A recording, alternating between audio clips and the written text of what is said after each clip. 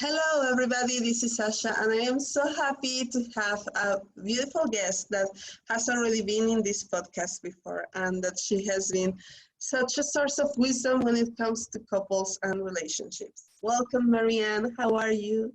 Yay! Thank you, Sasha. I'm so happy to see you. Yeah, so we're in the middle, if you of the coronavirus lockdown crisis. If you are listening to this later on in the future, know that this is the context we are in the middle of the isolation. However, what we are going to discuss right now, it's going to be very useful in the future as well, because I think it's always relevant, and it is how to be isolated yet together with your partner. These are challenging times.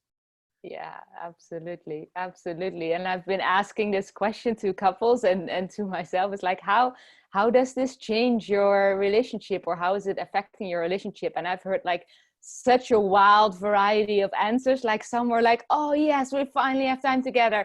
And some are like, oh my God, like this is not what I signed up for. Like we're driving each other crazy. Or even like, we really want to connect, but we're so stressed. Like we actually do have the time, but we're just too stressed inside to really connect, and we just get into conflicts all the time. So it's definitely a big challenge when circumstances change like they have been now. Yeah, and particularly considering that the numbers of divorces in China, for example, after the lockdown, increased tremendously. They were like international news. How many people got divorced right after they were able to leave isolation? So it's like there's nothing as challenging as being together for so long with somebody and during a time of stress. Yeah, exactly. Exactly. And especially I feel like that last point that you make, the fact that there's stress, that makes it really, really, really hard. um yeah, it's true, like they say, like, crises are moments of truth. You know what you want and you know what you don't want, but in a way I would say yes. And because when we're super stressed, is it really, do we really know what we want and don't want? I feel like we're just very confronted with our own ways of dealing with stress, but then also our partner ways of dealing with stress, which might be completely different, but we might have never realized that before. So it's hard enough when people is, like starting a relationship and having to be with the partner, and then the stress makes it worse. How how could you advise the couples that are listening to this to find a neutral space, a space of togetherness that feels nurturing, that feels healthy? Yeah. Well, I would say, I mean, first of all, I would say, please be with yourselves and each other with a lot of compassion and gentleness, and really acknowledge like this is not easy. It is not easy. So really try to be as compassionate as you can. And then I feel like it's super helpful to become aware, and maybe even like have a conversation about, how do we now realize we cope with stress? How do I cope with stress? How do you cope with stress? And also, what are our needs in space and closeness, without making that personally. Like, it's not that because I need space it means I don't love you, but I am someone who needs space to feel most resourced, and to get to a level of clarity together in a non-triggered situation. So really actively creating a conversation for this, I think, is step number one, to really get to know yourself and each other better. Yeah. And then I think another thing that's super, super helpful anyways in a relationship is to have dedicated moments for connection. Mm. And I mean, it serves so many things. It serves that the relation that you keep, up to date with each other. But it also serves, for example, if one person is always quite anxious, that maybe the other person needs more space, right? Like if my partner needs a lot of space and I need a lot of closeness, I might get anxious. If I know that there is a time every day that's dedicated to us, I won't be as anxious. Like I can relax and know that that time will come. And for the partner that always feels like they're fighting for space, they can also relax because they know that they're allowed to be in their space and that there will be a time for connection. So Yeah. to actually structure that and say, you know, especially in these, what for some of us might be super unstructured days, say, okay, every day, 4 p.m., we have an hour together. And in that hour, we will create however we want to. We will create time together. And in that time together, we will make time for sharing. So we will just share how our heart's doing.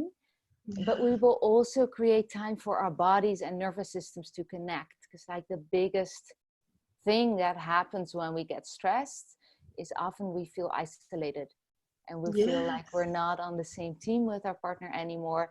And we can even like rationally say, well, that's not the case, but our bodies and our nervous systems are in a state of contraction and isolation. So we need to like actively create moments of connecting. And it doesn't even need to be sexually, but it needs to be physically, like breathing together, having the bellies connecting, looking into each other's eyes and slowing way down so that the bodies and the nervous systems can find, oh, I can trust with this other person. I can relax with the other person. Yes, that's so important. And I can see, like I want to bring back two very important things that you just mentioned and to go deeper there. One is the realization that we are dealing with the stress. And how we deal with the stress on our own, because it doesn't necessarily is the same way that our partner deals with the stress. Like in my case, I am a person that when I am stressed, I need my space, and I freeze, and I need like just to be able to do my body practices, my sensual practices. But I can also tend to be like clingy if I am feeling sad. Like I go like, oh, let me hold you, and my partner, when he's feeling stressed, he's like, don't even get close, and he gives like this. He's absent, like in his mind. Like you can see that I get absent physically. I go to my bedroom, but he's absent emotionally. He's just thinking about something else, and I immediately freak out. I'm like, oh my God, what did I do? Well, we are okay. Is everything fine? And the more I try to find this point of connection with him through finding what's wrong, if everything is okay, the more he starts distancing himself, like he gets colder. And that's his way of reacting to stress. His response is flight, but it's more of an emotional flight, like a disconnection flight, like browsing the internet and just not wanting to even look at me. And I am like more of a physical flight, like I need to stay in my own place, to go to my bedroom, to have some space around me. And the thing is, in recognizing these different ways of dealing with our stress, we can actually find that it's not personal, that it's not like I am distancing myself because I don't want to be near him, or that he's distancing emotionally because he doesn't love me or whatever, but that it's just not personal. It's our own coping mechanism. Exactly. And that's I feel is so essential. What you touched on and how you describe it is so beautiful. And it's not always that easy to get to that clarity, right? Like that's why, like if you're in the moment of stress and you're trying to figure out, is this personal or not, it's quite hard. But like to actually just, right now have a conversation when you're in a non-triggered state and just ask like, hey, what do you need when you feel stressed? How do I know when you feel stressed? Can you confirm me that it's not personal? No, love, it's not personal. Okay, I will remember that. Even if it feels personal, I will, I'll promise I'll remember that. What can I do to support you when you feel stressed? Like those questions we sometimes don't even ask because it feels so scary if it might be personal. But if we're like in that conviction of, no, it's not personal, we can be so generous, right? Like, oh, you know, how can I help you? Oh, do you need space? Yes, please let me give that to you. Yeah. Yeah. That's so important. And this awareness doesn't happen naturally. It takes work, it takes inner work and conversations. Absolutely. And that takes us to the point that you were speaking about, like creating moments of connection, like connecting on purpose. So when a couple is connecting on purpose, when they are creating a space for being together, like really, really, really together, uh, present with each other, what is it that you recommend that they do in order to open up the conversation channel? Yeah, beautiful. I feel like the two easiest ways to open up conversation in that state of deep presence is either just both partners alternating speaking along the lines of, right now I'm noticing. Mm-hmm. Mm-hmm. And just very much in the presence. Right now I'm noticing like body sensations, feelings, emotions, thoughts even, but very much in the present moment. Right now I'm noticing tension in my heart. Oh, when I say that, I feel that there is some sadness there. Oh, when I say that, I actually feel it also releases a little bit. And and have maybe even work with a timer. I really like to work with a timer. Like every person has like 2 minutes, and then you alternate 2 minutes, and then you alternate 2 minutes, and always along the lines of, right now I'm noticing, right now I'm noticing. Another one, how you can also structure it, is that you actually ask each other, tell me how you really feel. Mm-hmm. And the partner answers, and then whenever they come to a natural pause, you ask again, tell me how you really feel. Tell me how you really feel. And also with a timer, so you can do that like for 5 minutes per person, for example. Yeah, and I just want to add something, like just as I was listening to this beautiful practice of I am noticing, there's a challenge in there that it's important for people to acknowledge and to overcome, which is passive aggressiveness. It's very easy to turn this practice into a passive aggressive practice, right? Like right now I'm noticing that you don't want to talk with me because you're always like when you get so that's so important to notice. The moment you're noticing that you're starting to be passive aggressive, just stop there on your tracks and take a deep breath and recognize that being passive aggressive speaks about anger that has to be dealt with, and that we are just trying to do it in a sweet way, but in reality we are just being angry. Oh, Sasha, I love your awareness here, because I think this is so true. And I've never had someone point it out that clearly. I think it's so beautiful. So right now I'm noticing it's really about my sensations, my feelings. If you notice this, what you're describing, you can still bring it in, but bring it along the lines of, right now I'm noticing this part in me that really wants to get passive aggressive with you, that really wants to start blaming. And then feel again, what's underneath that? Oh, I noticed that there's a lot of anger. Oh, what's underneath that? I noticed that there's a lot of fear. Right? So it's absolutely true. Like it's not it's a simple, but it's, in that sense, it's not just an easy practice. Like it really requires to dropping deeper and deeper.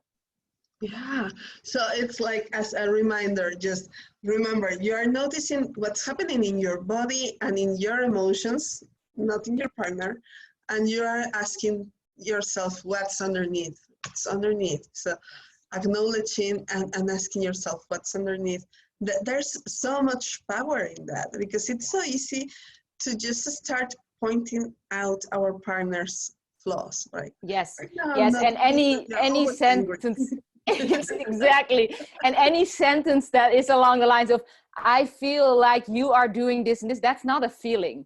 That's that's not actually a feeling. Like, what are you actually feeling? I feel afraid, right? Or I feel upset, or I feel hurt. Like those are the feelings. But yeah, I love how you Yeah, said that's so important to notice, because it's so easy to get into those games, right? Like we know how to twerk the conversation in a way in which it turns into a game in which one loses and one wins. Yes. And that's not the idea of this kind of connection moments. The idea is not to have a winner and a loser. Exactly. And this is why, like, if you notice that you have the tendency to go there, what I really, really, really, really recommend is, because it's exactly what you say, like we're suddenly in a win-lose situation. So we forgot that we were on the same team. And if we have forgotten that we're on the same team, first our bodies need to remember. So that's why I think it's very helpful to start with like 10 minutes of just, you know, laying belly to belly and breathing together. Like actually having your lower bellies connected sends a signal to our nervous system of safety, of like, you know, because it's your most vulnerable part, and it connects to this other lower belly. They're also showing their most vulnerable parts. So you're just on a biological level, our body starts to realize I'm safe. And if you then do the sharing afterwards, I think the risk is less high that you'll get into this passive aggressive, because you're already established a deeper baseline of safety together. That's so important. Safety, being in the same team. And I want to mention something that it's so important.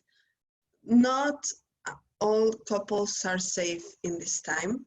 This is a very difficult time for couples that are dealing with domestic abuse.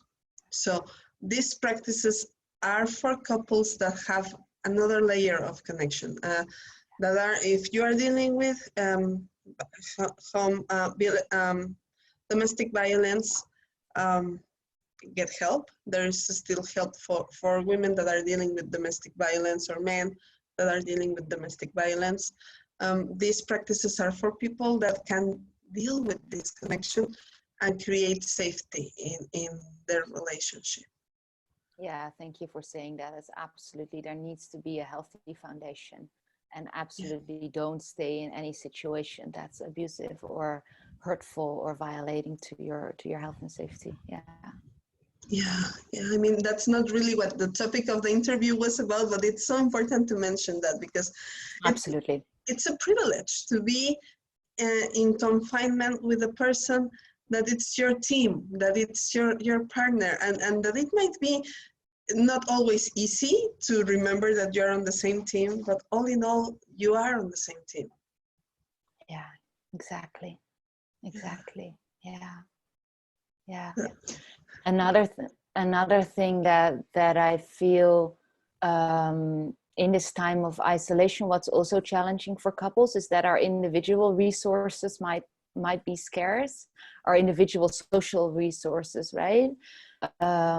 So I feel like that's also something to realize as a couple, because it takes a village. It takes a village to hold a relationship, to raise a child. And now, because of this isolation, our villages are not physically present. Mm-hmm. And to really make sure that you also stay resourced as an individual with your community and friends, even if it's through online channels, but like to be aware of that if now suddenly all of your needs are projected on your partner who is right in front of you, it becomes super, super challenging. Yeah, that's so important. And that's a topic that we should be discussing more often. How culture teaches us that our partner should be our everything, like our best friend, confidant, and the perfect man, and the perfect father, and the perfect lover, and the perfect this and the other. But in reality, we need more than one person. We need a tribe. We need people with whom we can have this connection outside of our relationship. Exactly. And especially in these times, and especially with a lot of stress, like sometimes it might make more sense if I have a lot of stress that I actually go vent with a girlfriend, and have her hold space, and not always make my partner or not assume that it's his responsibility to always hold it. Yeah, that's so important. So important, because your partner is already stressed, is already scared, it's already going through a lot, and then putting all the emotional weight of hell, hey, you have to hold me and my emotional needs, that can also be a very important drain to a relationship. Yeah. Yeah. And I feel like, I mean, one like sort of simple way to tackle it in a way is just to ask permission, like make a request. Oh man, I'm feeling so much. Do you have space for me right now? And also be able to hear the no. And of course, like it is a mutual willingness, like a partner in a way has to be quote unquote willing to also be there. Like if they always will say no, it might not be a healthy relationship. But if you know that, you know, on your baseline, you're both willing to support and hold each other, it makes a lot of sense to make these requests and not feel entitled to, at any given time in the day, grab your partner and say, I need you now. But just ask, hey, do you have space? If not, when? Maybe tonight, maybe in an hour, maybe tomorrow. Yeah, that's so important. And you are working with people on Sundays, right? To create Yes. this kind uh, of training, to teach them how to do that, because it's not given. It's not like you just get together and you already know how to be the best couple ever. It takes work. The happily ever after, they got married and they lived happily ever after, doesn't happen. It takes work. Relationships take work, particularly in these times. And it takes training as well, and a container, and somebody that it's neutral and that can say, hey, this is what's going on, or I have seen this happening before. You are doing that on Sundays. Would you tell us a little bit more about that?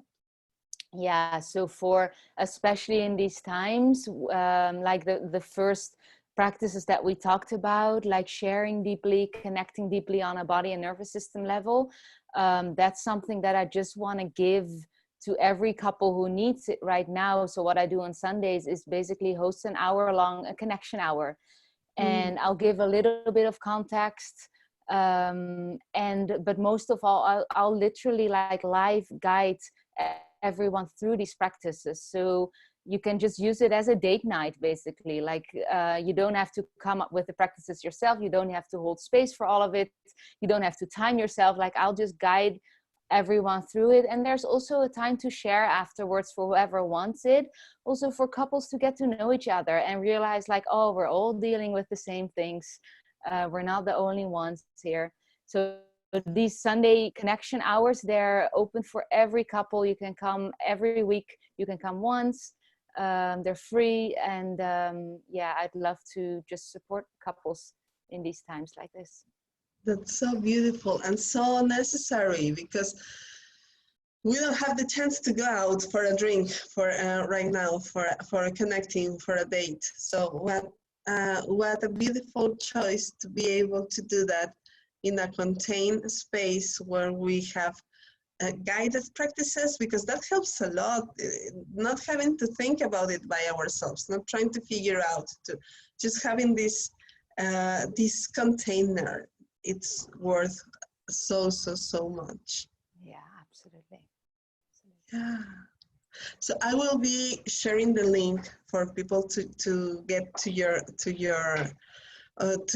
Sunday event, which I think it's such a beautiful gift that you're offering. Yeah, thank you. Yeah. And just to finish with this conversation, I would like to point out, remember that what you just said, you're on the same team. That's one of the most important takeaways that I'm taking from these conversations. You are on the same team together. Yeah, beautiful. Yeah. Thank you so much, Marianne, for this. Marianne, how do you pronounce it? I would say Mariana because that's in Spanish. Mariana, yeah, but I honestly generally just say Marie. Okay, well, so thank you so much, Marie, for joining our conversation. This is so beautiful and so relevant right now. Thank you, Sasha, for hosting this. Such a gift. Yeah, and remember, guys, that making love boosts your immune systems. Yes, it does. This is the best time to practice. Yeah.